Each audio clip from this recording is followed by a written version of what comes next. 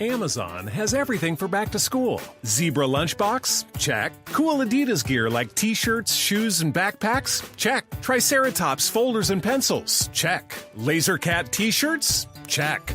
Get your back to school shopping done now at Amazon.com/back-to-school and enjoy free shipping on millions of items. No need to leave your home or hassle with crowds. Amazon.com. No better place to get everything back to school from A to Z. Blog Talk Radio. Welcome to Voices for Change 2.0, the only podcast that focuses on mental health while mixing in movies, music, books, sports, and pop culture. Here are your hosts, Rebecca and Joe Lombardo.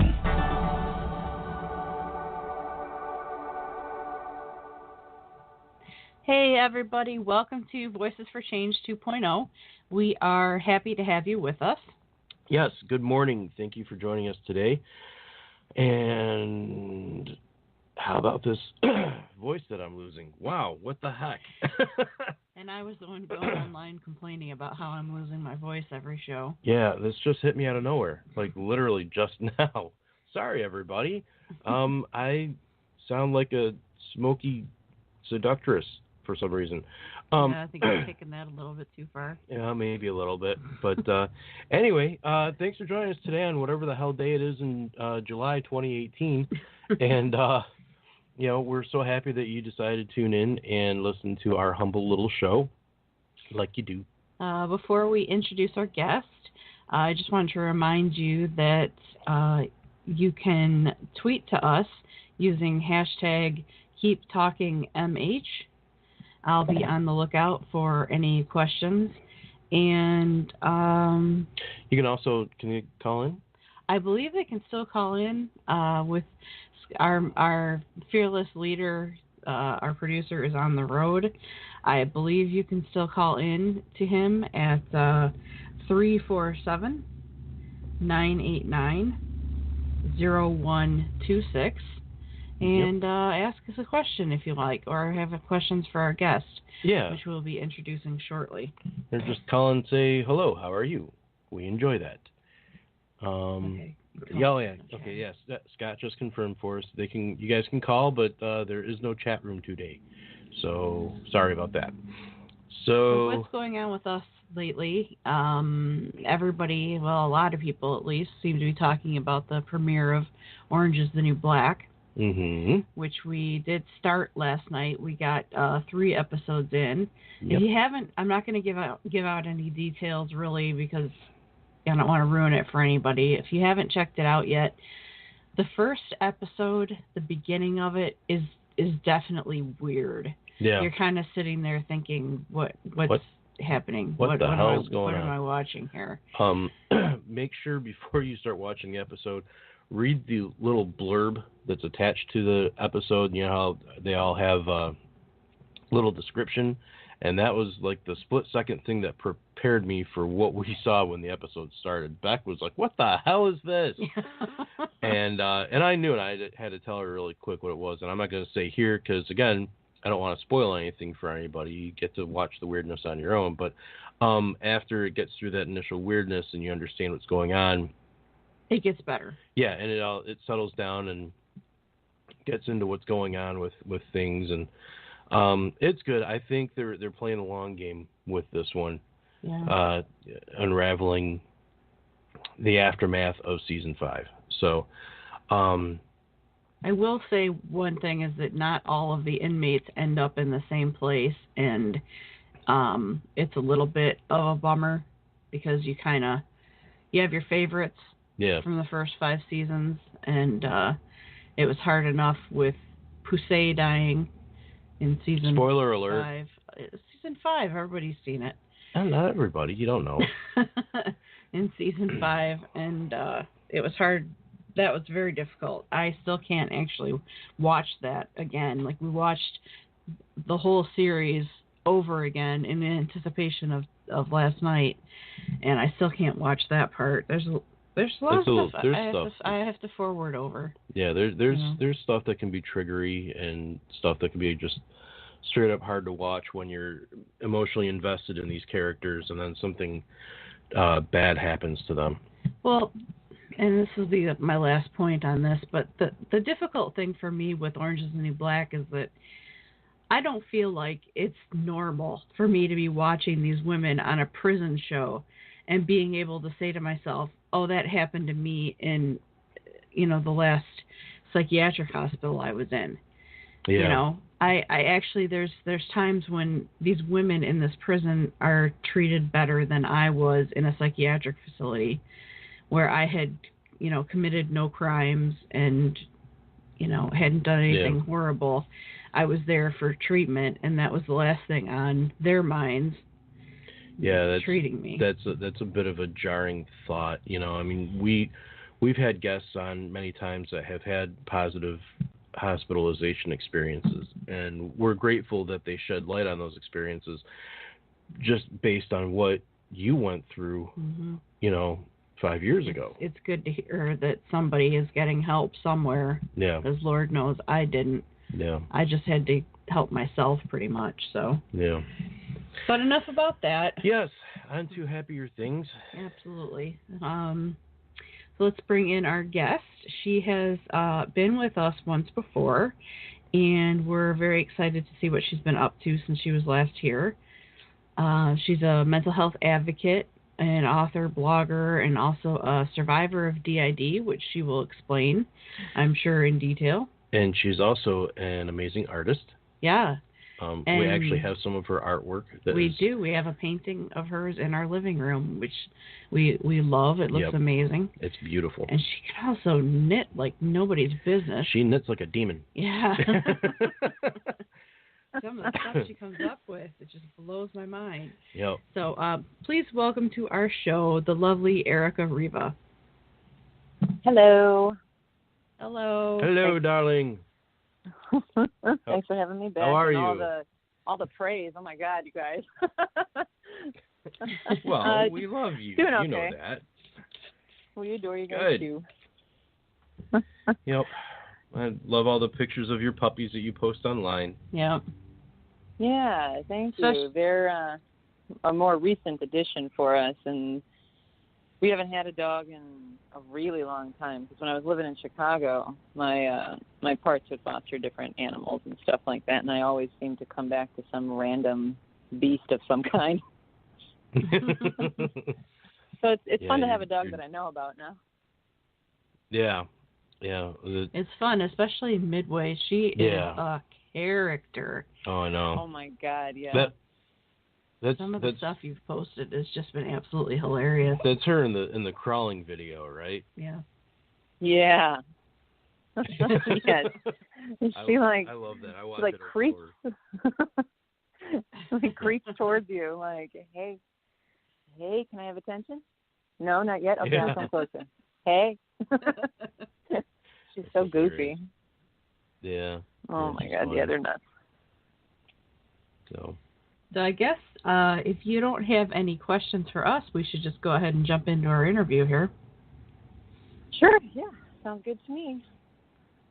Hooray. All right, so we'll ask you the question that we begin all of our interviews with now. We've been doing this for a few months now, and it's we should warn anybody who's going to be on the show that this will be the first question they have to answer. Yep. And that is, where does your mental health journey begin? Yeah, that's a bit of a tricky one because truly for me it began early in childhood. I just wasn't fully aware of it. As I got like a little bit older, I'm talking as early as like toddler age and younger. Mm-hmm. Wow. Because as you guys know, I'm sure all your listeners don't, but DID, dissociative identity disorder, that's a trauma-based disorder, and it's trauma from early childhood. So that would be when my mental health became impacted, and that's when DID manifests for survival of the individual. So as early as, some people's story, it's as early as like they're a baby, and that's when things begin. And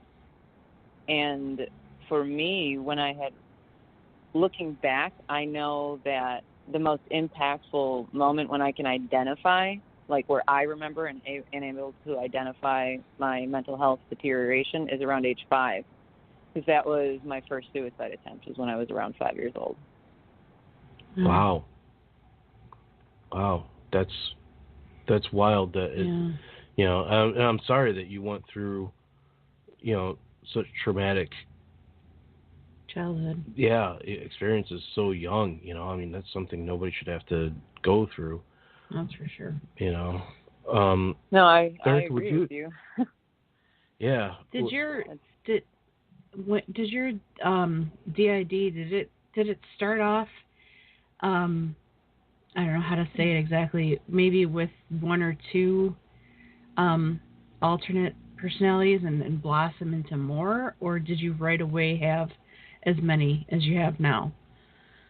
No. It doesn't just. It's so with DID, parts or alters, others. It depends on the individual and their system. People use different terminology. I say parts because they're part of me or part of who I could have been, in a sense.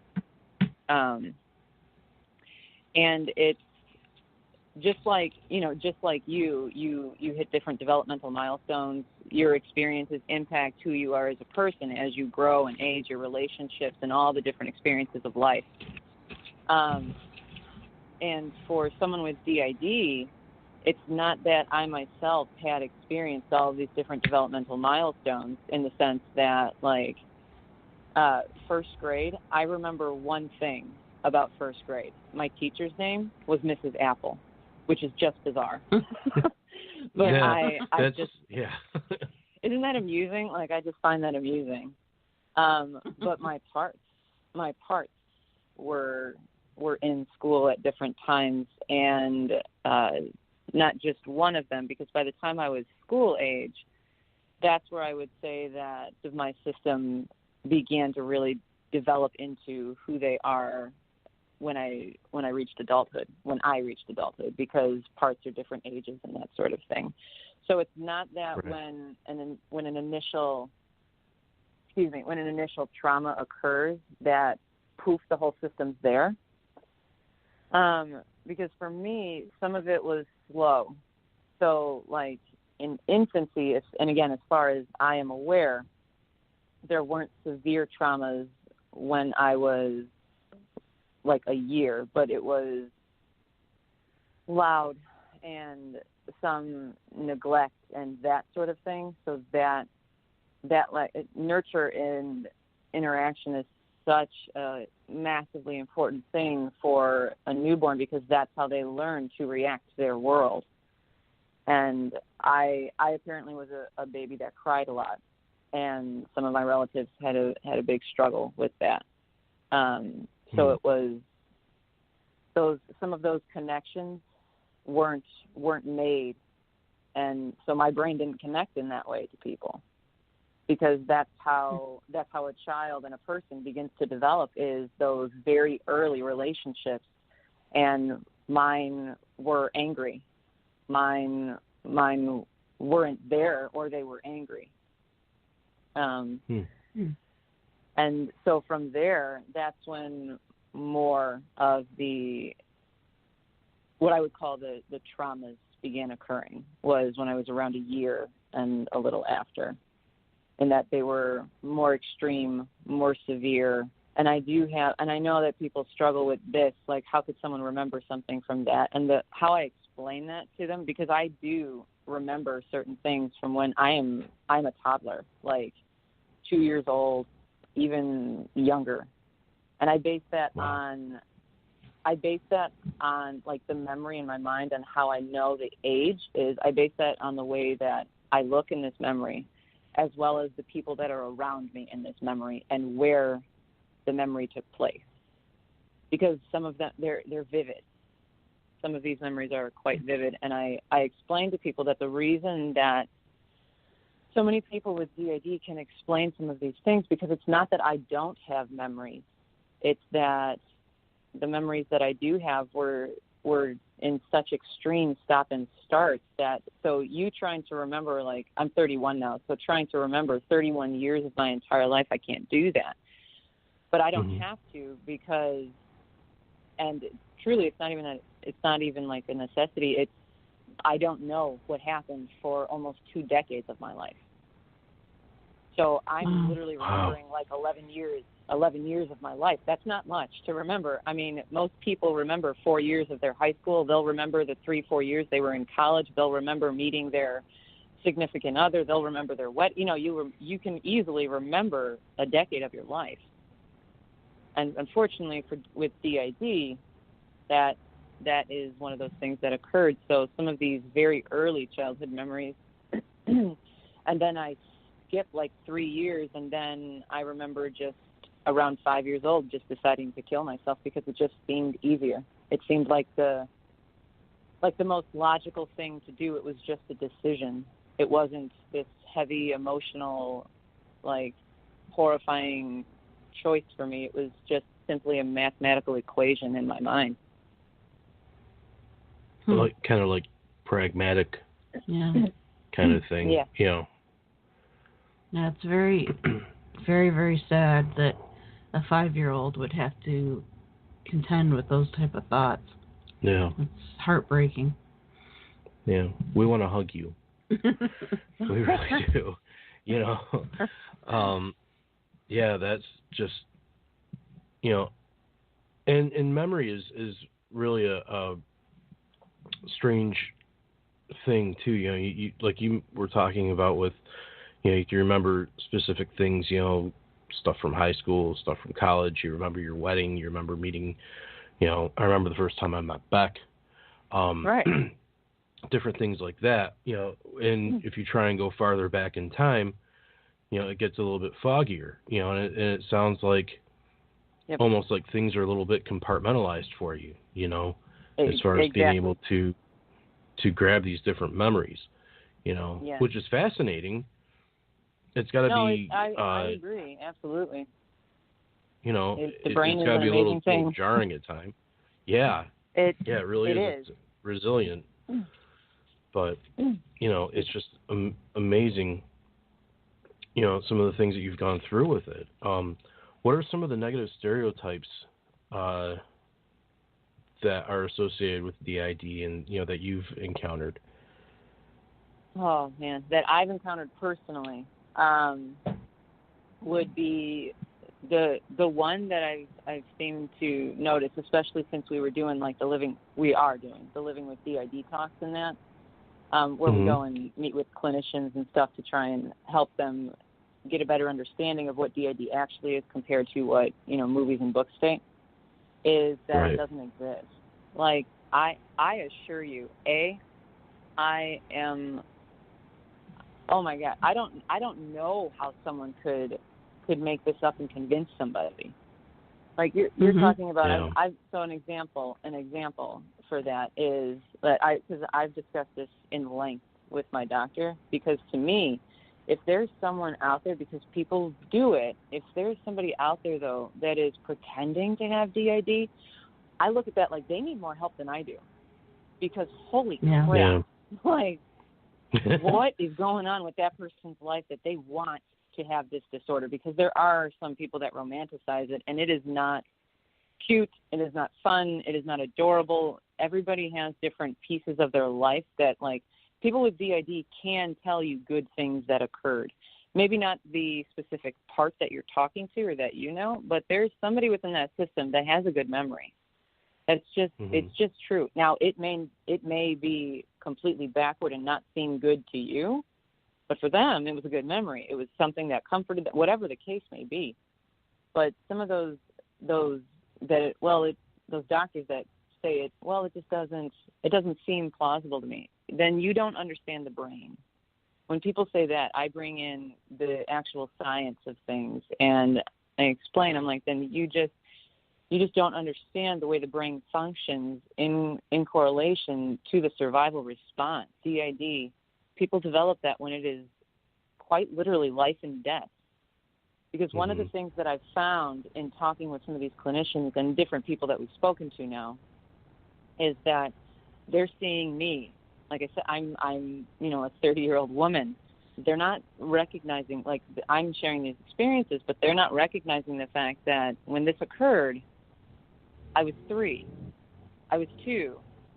How do you protect yourself from an adult or more than one adult at 2 years old? Yeah. The answer is there's really not much physically you can do. You are no match for an adult.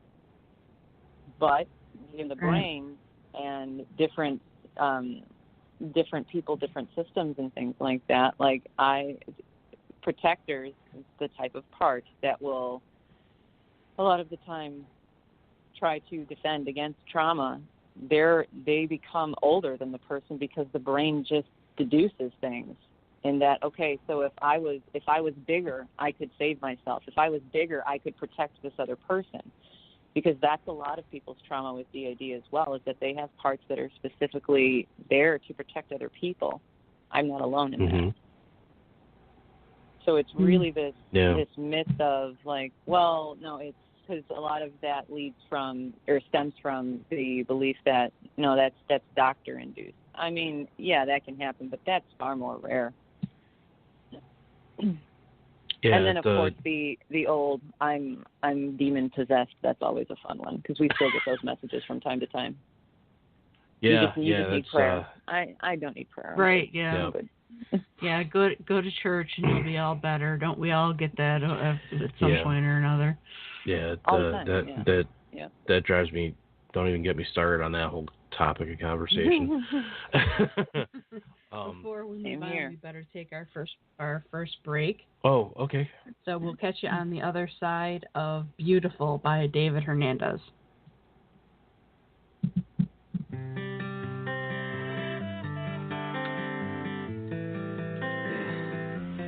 Father in the sky, and they're starting to align. I see you passing by, and we're slowing down the time. Now my love is flashing by.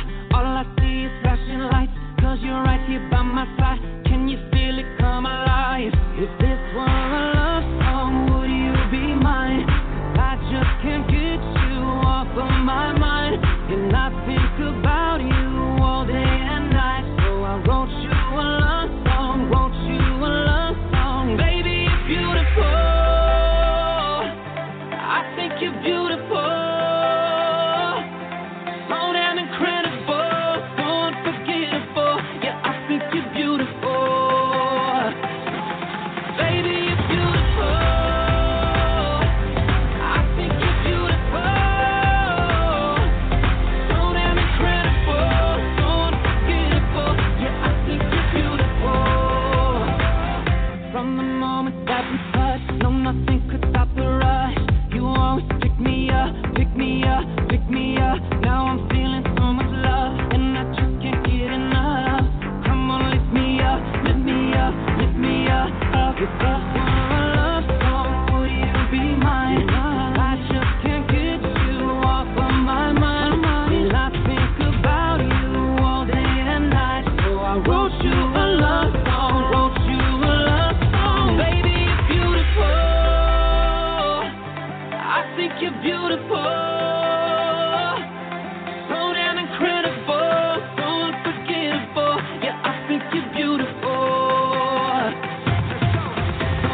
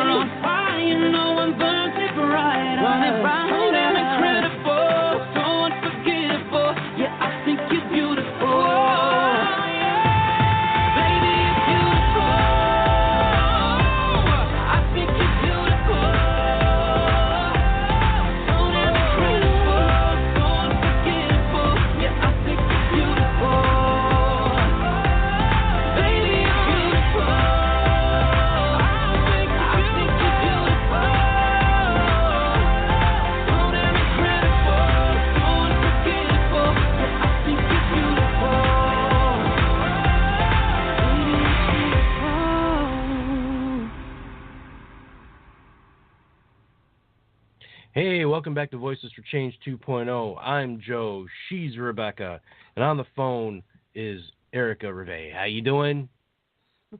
Good. I always liked that song. That's a good song. I've heard it. You I know, always liked that song. Like his voice. The thing is with the stuff that gets played on our show, Scott really is a wizard. He really is, because he's got all these artists that he works with, and it never fails. It doesn't matter what topic we'll be talking about. He'll find a song that he can play that just fits in perfectly, and that's one of the special things that I love about working with him and having a relationship with him that we do. And he's just you can't bottle that. You know what I mean? That's and you can't teach that. That's right, and you can't teach that. So we just we're grateful that we got the guy. He's without him there's no us. So yeah, he does great work for you guys. Yeah. So yes, and we forgot to mention at the top of the show that we have also been nominated for Best in Show Podcast on the WeGo Health Awards. That's right. So if you get onto the WeGo Health website, if you search out nominees. Endorse. Nominees. Yeah. I couldn't think of the dang word. Nominees. You'll find me, Rebecca Lombardo, and you can endorse us right now. So we're pretty excited about that. Go. Thank you. After the show. Run. Yes. I get a golden ticket. But we don't know when voting is going to open up yet, but as soon as we know, we'll let everybody know, and we would appreciate that. Thank you. Yes. So move back to our format here. Yes, our conversation. So and it's funny because we were talking about some good stuff before the break, and I was going to chime in with something, and this is a sign of me getting old, as I don't remember what I was going to say. That's all right. Yeah. Getting old sucks. Here's a little lesson for all the kids out there that are listening. Hold on to your youth, because once you break 30, things start going downhill, and once you hit 40, it gets even worse. So enjoy your youth. Yeah, really. And that's it. I'm off my soapbox. So, Erika, how do you cope with DID? Do you have coping skills that you turn to, or ways to manage it? Yeah. Well, I mean, first of all, like we've talked about this before, but the therapy is one of the biggest things you can do for yourself, and that's why we started doing the Living with DID talks, is because I find it a little ridiculous that someone like me, someone who has DID, because it doesn't mean that you necessarily know you have the disorder just because you have it. I used to call it blackouts, and they would last for years, some of them. So it was such a bizarre way to live life. But therapy is one of the best things you can do for yourself, because you're talking, that's some in-depth trauma recovery. It's hard, but it is worth it, because it's already impacted my life, because it's impacted my parts. And then, as you guys had said earlier, we do all sorts of different arts. Like I crochet. I have another part that crochets and she knits. And then several Which is awesome. Painters. We sketch, color, we draw, write, of course, but all sorts of different things. That's one thing that I'm sorry. Go ahead. No, go ahead. You're good. I was just going to say, that's one thing that I've really noticed with, a lot of the guests that we've had on the show, is the artistic inclinations. I think that shouldn't be lost on, our average observer, our casual listener, is that the artistic contributions that come from the mental health community in general are, I think there'd be a lot of great works that we wouldn't have if not for, not to say, but the suffering that everybody goes through. No, you're right. Yeah, I would agree. That's very true. On our blog, we have that Living with DID series where we interview different people who live with dissociative identity disorder, and I always ask them if does anybody in your system have any artwork they want to share. And some of that stuff you should see. Like, they'll show it to me, but they're like, well, maybe don't share that one because it's kind of too dark. I'm like, okay, that's up to you, but I personally, it's astounding some of the work that people do. And I'm talking like across the board, all different types of artwork. And it's really cool because from an outward perspective to other people, meaning when you look at that, because I've had people tell me all the time, like, man, is there any type of medium that you can't use, like paint, acrylic, whatever, the colored pencil, sketching, ink, watercolor, all those different things. And I'm like, well, I suck at watercolor. And they're like, what do you mean you suck at watercolor? Because they're looking at the watercolor painting on my wall. And I'm like, yeah, I didn't do that. That wasn't mine. That's not mine. I'm terrible at it. Yeah, it's amazing. It really is. And your artwork just blows my mind every time, you post something, or I walk by the painting in our living room, I love it, that's just really good stuff. Glad. Yeah. Yeah, we're glad it's appreciated. Oh, it's very much so appreciated. Yeah, definitely. And I love the stuff that you knit, and you just knit, right? You don't crochet? No, she crochets too. No, I one crochet. Of her parts. One of you crochet. Yeah, one of my parts knits. I can't knit. I am awful at it. I can't figure it out. I don't know why. It's like I can do a line. That's it. Like back and forth. Like a little line. That's it. Yeah, but what I do is the crochet. Are you talking about like all the crochet toys and that kind of thing that I make? Yeah. Like the turtles, the penguins and elephants and all that kind of stuff. Yeah. Yeah. Yeah. That's fun. Yeah, I love all that stuff. Yeah, it hits close to home for me because my mom does that stuff. Oh, very cool. She doesn't make critters, but she doesn't make critters. She does lots of nice blankets. Yeah, blankets and throws and baby stuff, and so I grew up around it, and my dad used to always give her a hard time about it, but she to this day Sean, she still does Sean it. Gives me a hard time. Sean gives me a hard time about that. So, all the time you got to do that. My dad would call it her bundina. What does that mean? I have no idea what that means. Ask Google after the show. Yeah, I'll have to Google it. Something Italian. Yeah, because that's what you would, you with the bundina again. All the time. It's funny. So we know that you've touched on this a little bit here and there, but would you like to talk a little bit more about your Living with DID course? Sure. So that I can go a little bit before that. We were doing the Living with DID talks where we went to different schools and different hospitals and stuff, and we're discussing what it's like living with DID with clinicians, and what one of my parts not so affectionately called quote unquote baby doctors, and that they were on their way to get their degrees and begin working with patients and that, but they weren't quite there yet. So that would last a couple of hours. We do it like 2 to 3 hours with them. And there was every single time we did it, there was always, I wish we had more time. Can I email you and ask you questions? Can you discuss more about this next time? Can you discuss, and it was always something like that. So I had began trying to figure out how I could get them more information, because I know the limits of myself and my system, and we can't sit there for like a 12-hour day with a group of doctors. Yeah. One reason being is because doctors are very triggering at times for some of us.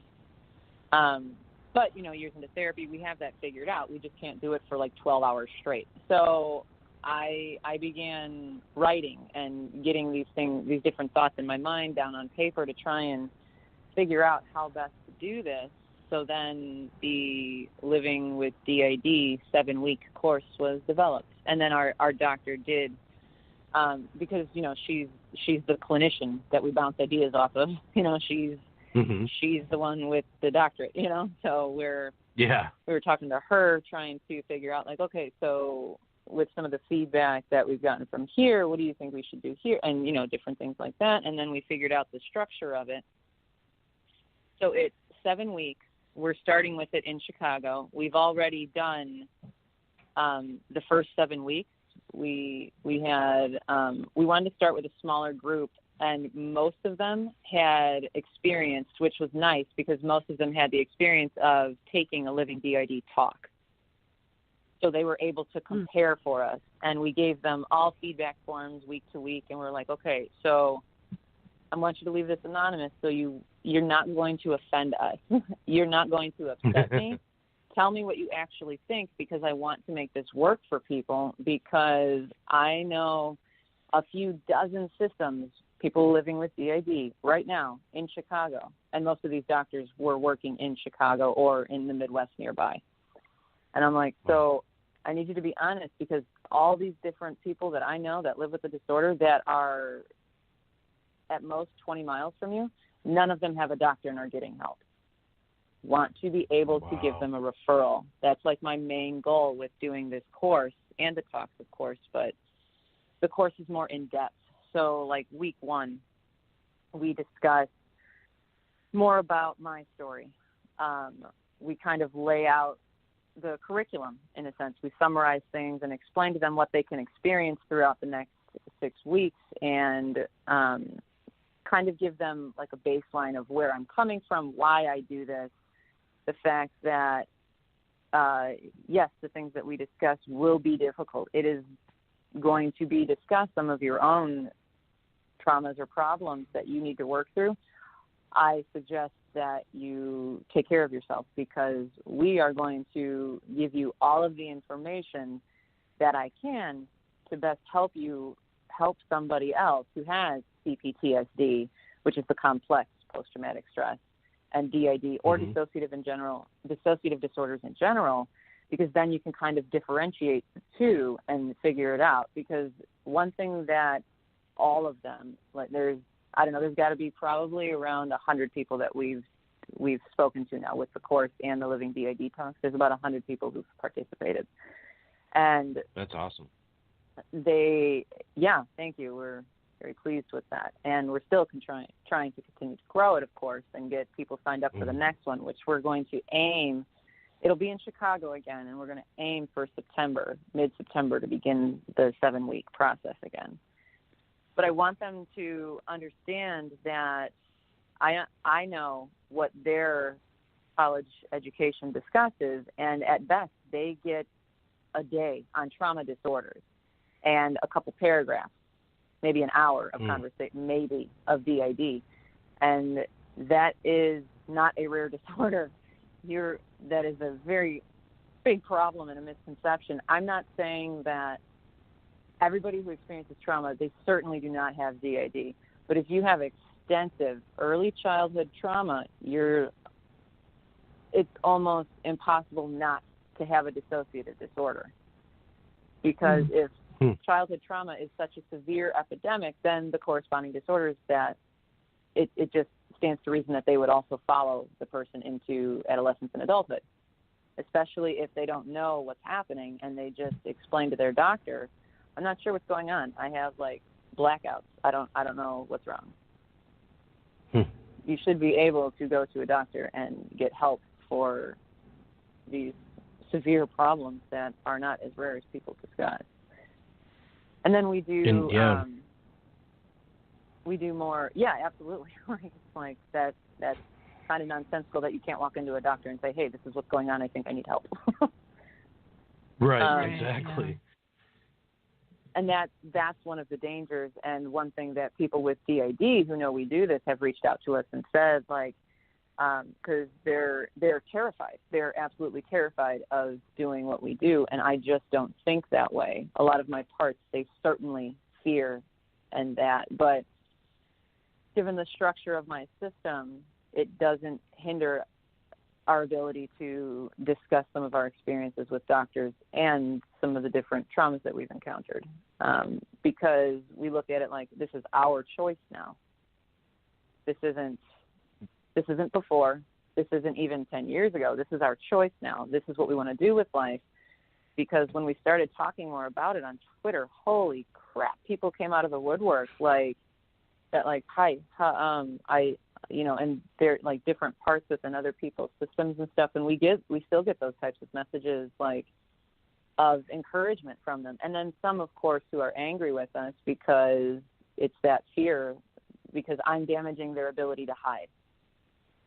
So some systems and parts within systems really don't like what we do, but the majority are appreciative because they want to get help. They just are too terrified to try again because they tried 20 times. I mean, it's ridiculous. Almost every person with CID I've spoken to has years and years of trying to find help and dozens of doctor visits that just never benefited them. But with the course, we're trying to prevent that. Yeah, I think that it's awesome that your initial focus with doing this course was to get help for all these people that you know. You know, there's nothing more altruistic than that. You know, is you want to help these friends, these people that are, you know, have gone through the same thing you've gone through, and they're not getting the relief that they need, you know. I think it really sheds a light on, you know, different afflictions that kind of, I don't want to say fall through the cracks, because I mean they get covered, but they don't get covered the way they should. And I think what you're doing with the course is shedding the proper light on it, so that the professionals learn what they need. You know. That's huge. Yeah, I have. I was really, really thrilled with the feedback, and you know, and positive and negative. That's what I told them I wanted. They were saying, they're like, okay, so like week 2, and then it's like week 2, 3, and 4, because you've read some of my writing on the blog. I kind of tie things together. So we talk about protectors, and then we talk about little different types of parts that experienced more of the heavier trauma, and they're still stuck in this trauma time. And then there's a whole week where we discuss triggers, and that's a difficult week, but that's the point of it. And that's what I tell them. I'm like, listen, you need to understand that, you know, because I have them all read through different things, handouts that I give them, and I tell them, I'm like, okay, you need to consent to be here. And that is not only like a trauma thing, but that can be a really big DID thing for people. I need your consent to talk to you about these things, because it's going to be difficult for you. You know, right. I understand that you're a clinician. I understand that all of you know you're not my doctor. But from what we've seen from doing this, you're going to want to be. Like, you're going to have that. You're going to have that, well, I want to help you. You can't. You're not my doctor. That's not your job. But what you can do is you can help these other people. You can take this information this week on triggers, because it's like a 3-hour discussion, because that's how we format these, is discussion based. So they do talk to some of my parts, and they do hear some of our own experiences, as well as we have 2 amazing agreed to participate in the course with us. So they Skype in, and these doctors get to not only my perspective of things and my parts, and then have us relay stories that other systems have allowed us to share, but they get to actually speak to, they're both on Twitter. It's Shirley Davis. She's an author. She is an amazing woman. She works with NAMI in her area, and then she does a lot of different advocacy work. She's an author, and she is out the other end of therapy now. So she is a great example of the benefits that therapy can have on somebody's life, and, of course, some of the shortcomings of the field, because she was diagnosed with multiple personality disorder before it was officially changed in the DSM to DID, because that was a big problem for a lot of people in just recent years. And then Arian inspires and his parts. They've agreed to participate. So they both Skype in, and that was one of the initial like really big thrills for people who took the first course. They all had amazing feedback about that week too, because they were like, it was so great, like, because they appreciated the way I broke it down. I think that was one of the other pieces of feedback that they gave, is that so I give them like kind of some of the groundwork of things, discuss a little bit of the clinical aspects of it, as well as our doctor who assists with it. And then they speak to, as the course goes over the 7 weeks, they speak to more of my parts. They get to meet more of my parts, and then they get to see the massive differences between my system, Shirley's, and Arian's system. Because Arian is much younger. He's much younger than me, and he got help much earlier. And then Shirley, her story is much longer than mine. But now she's out the other end of therapy. And then our final week with this, we close with a mother who had a younger child who has had DID, and she spoke to them from the parent perspective. And then it seemed to actually help her. It was surprising, but she seemed surprised by that, because I explained to her, I was like, listen, you intervened. You're the unicorn as far as people with DID are concerned. I was explaining to her, I was like, I got countless emails from people within the DID community talking about how fascinating it was that we found a parent who was willing to discuss what it was like, because you support your child. With DID, right, that is a rare experience for people. But your child is never going to be us, because you intervened and you got her help. So it's just, there's so much information that the 7 weeks worked out as a really, really good format.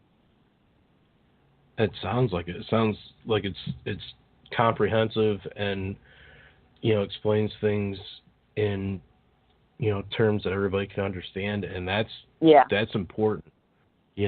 Getting the message out there. Just you're getting the message out there right. And and that was one of my biggest concerns, is that I didn't want them to hear that we're special and fabulous, and this is super fun. It is not. Like, this is really difficult for us to do, but I am able to do it with the assistance of others in my system and other people who are willing to participate. Yeah.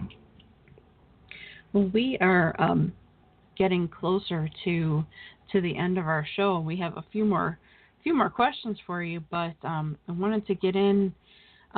You have an event coming up this year. Would you like to talk about that a little bit? Sure. So that I am not 100% positive how that actually began. I know that our friend, DID. I know that our friend April on Twitter, she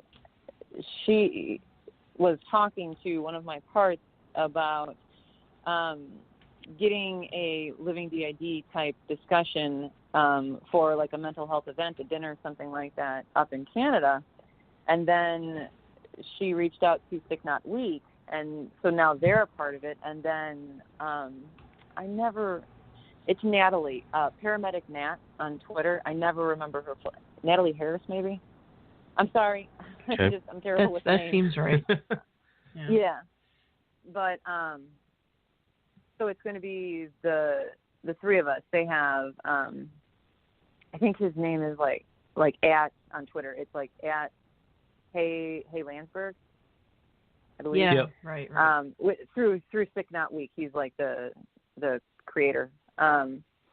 So they're going to be there, and then Paramedic Nat, and then we are, and we're all kind of discussing the different aspects of our own stories, and it's to raise funds for a Canadian Mental Health Organization, which we're super excited about because we are officially Living DID going international. Which is really exciting. Yeah. Yeah. That's awesome. Yeah, it was. Yeah, it's going to be like a dinner and speaking engagement, and we're all going to be discussing the different pieces of our stories, and the profits raised are going to you can see it on our Twitter as well as ThickNet Weeks and Paramedic Nat. I know she's tweeted and retweeted it, and then April Reinhold as well. So you can easily find that on Twitter. People are tweeting and retweeting it like every day now, and it's coming up October 12th. Okay. So we're very excited about that. That's very exciting. Yeah, definitely. And it's an awareness fundraising dinner. So it's going to be fun. Do you know whereabouts in Canada that it is? Yeah, I believe it. I know it's being held at a hotel, but Barrie, Ontario. Oh, okay. And I can pull up the information, hopefully, if technology works for me. Oh, good Lord. I'm fighting technology right now, too. I'm trying to find the info, too, for it. Here we go. Yeah, because what I see now is like everybody was retweeting about this podcast this morning. That's what we do. Yup.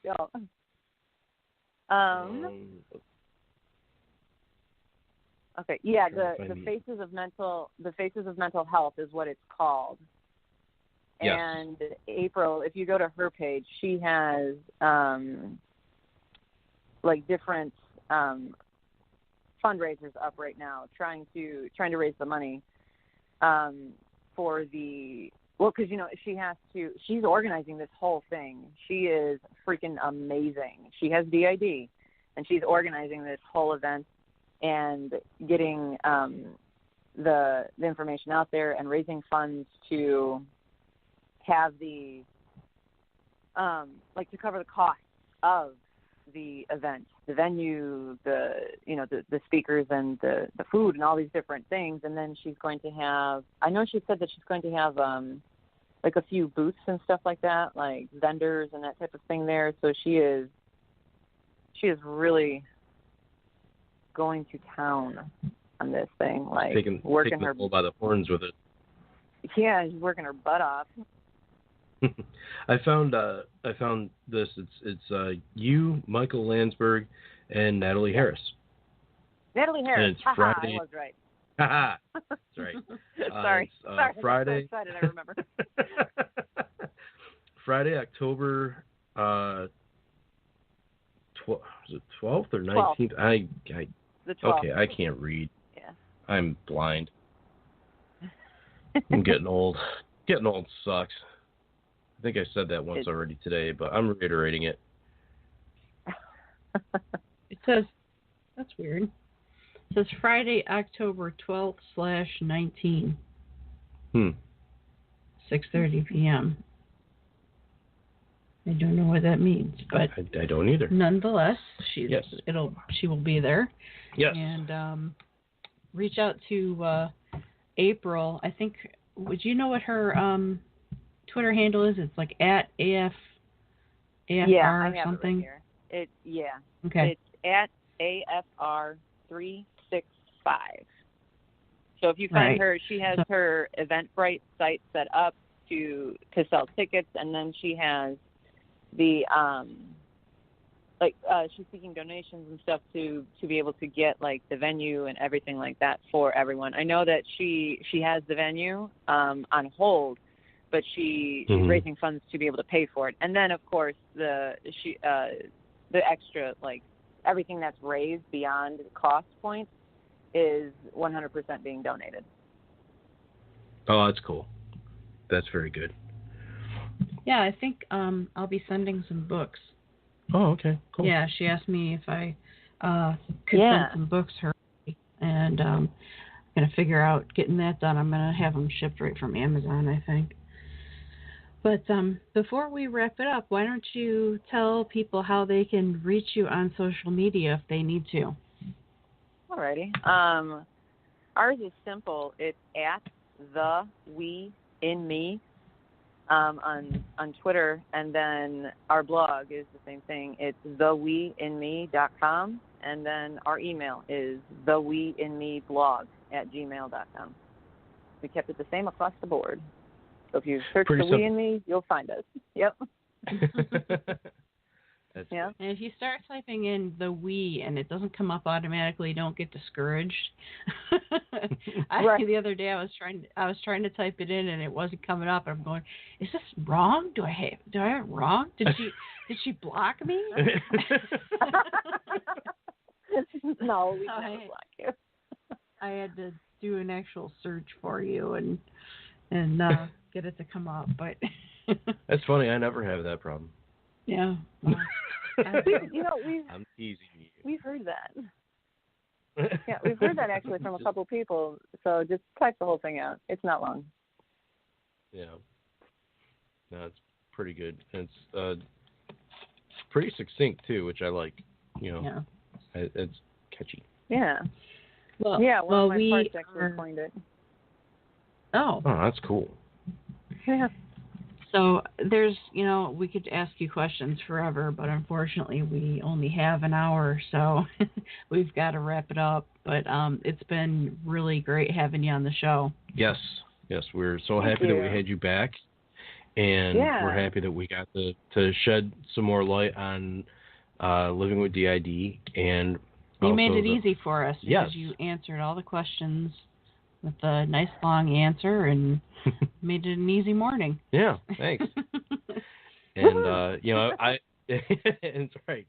And I had wanted to make sure that we shed some light on the event in Canada, and so I'm happy we got to talk about that a little bit. Yeah, I think thank you. If you can make it to this event, by all means go. I think it's going to be really informative. Or if you can donate to help them out. Yes. Take a look at April's page or even Erika's page. She can, if you have to seek her out, she can probably send you in the right direction. So. Yes, absolutely. Yep. And we can get you to the right people. And it's funny because we're talking October. Yeah, and it's in October, and here we are in July talking about it, and it seems like it's so long off, and it's really not that far off. It's gonna come quick. No, it's gonna come quick because we're like 3 or 4 days away from August. Mm-hmm. Yeah, 3 or 4 days away. That happened. We're 3 or 4 days away from mine and Rebecca's 17th wedding anniversary, ladies and gentlemen. Yeah, August 3rd, 17 years. Woohoo! Yep. I think that's wood. I think that's the wood anniversary. Next week, really quickly, next week we will be doing a replay. Just so you're aware, we haven't decided who we're playing again yet, but our fearless leader is going to be traveling, so he is unavailable to do a live show next week. So we'll run a replay, and hopefully you guys will check that out if you haven't already. Yep. And we've got to get going. I vote for Karen. Oh, good Lord. That's always going to be my favorite. She's back. Oh, she's gone. I think that's going to be with us forever. Yeah, really. So. It's infamous. Okay. So we're going to end the show with Ginger Minge. I guess. I couldn't read. My eyesight's going, babe. Okay, this is bad. And the song is called I Am What I Am. Erika, stay on the line, and you guys have a great week and enjoy your weekend, and talk to you soon. Bye, everybody. I am what I am. I am my own special creation.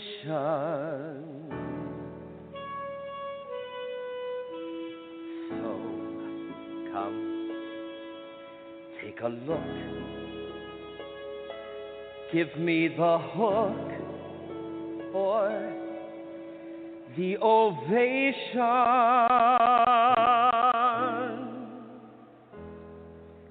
It's my world that I want to have a little pride in. My world, and it's not a place I have to hide in. Life's not worth a damn till you can say, hey world, I am what I am. I am what I am. I don't want praise. I don't need pity. I bang my own drum. Some think it's noise. Well, I think it's pretty. And so what if I love each feather and each spangle? Why not try to see life from a different angle? Your life is a sham till you can shout out loud, I am what I am. I am what I am, and what I am needs no excuses. I deal my own deck, sometimes the ace, sometimes the deuces. There's one life, and there's no return and no deposit. One life, so it's time to open up your closet. Life's not worth a damn till you can say, hey world, I am what I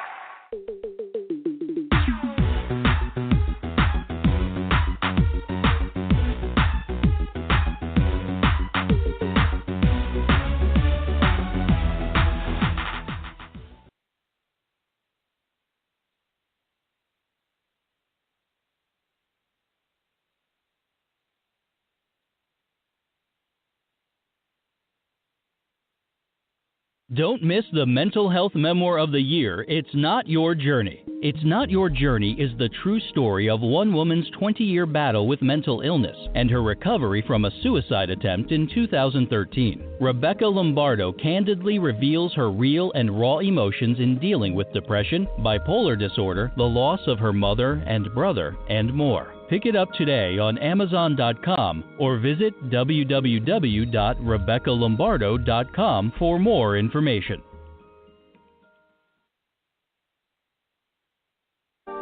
Join us next week as Rebecca and Joe continue to battle the stigma of mental illness. Follow us on Twitter at Voices for Change RJ and on Facebook at Voices for Change 2.0. Amazon has everything for back to school. Zebra lunchbox? Check. Cool Adidas gear like t-shirts, shoes, and backpacks? Check. Triceratops folders and pencils? Check. Laser Cat t-shirts? Check. Get your back to school shopping done now at Amazon.com/back-to-school and enjoy free shipping on millions of items. No need to leave your home or hassle with crowds. Amazon.com. No better place to get everything back to school from A to Z. Amazon has everything for back to school. Zebra lunchbox? Check. Cool Adidas gear like t-shirts, shoes, and backpacks? Check. Triceratops folders and pencils? Check. Laser Cat t-shirts? Check. Get your back to school shopping done now at Amazon.com/back-to-school and enjoy free shipping on millions of items. No need to leave your home or hassle with crowds. Amazon.com. No better place to get everything back to school from A to Z.